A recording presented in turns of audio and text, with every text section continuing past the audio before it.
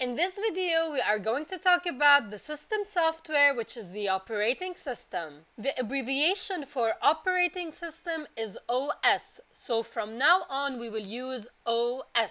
The OS controls the computer, and without it, you could not make use of the computer. We have previously seen this flowchart, and we said the operating system is in between the application and the hardware. So the application and the hardware cannot communicate without the operating system. So let's repeat. The OS is software that runs between the hardware and application software, and it enables application software to use the computer's hardware and other resources. And now let's look at the functions of the OS, because OS has many functions which include 1. Input and output control, 2. Error handling, 3. Resource allocation, 4. Providing a user interface and allowing users to give commands to the computer, 5. File handling. In the upcoming videos, we will talk about each function in details.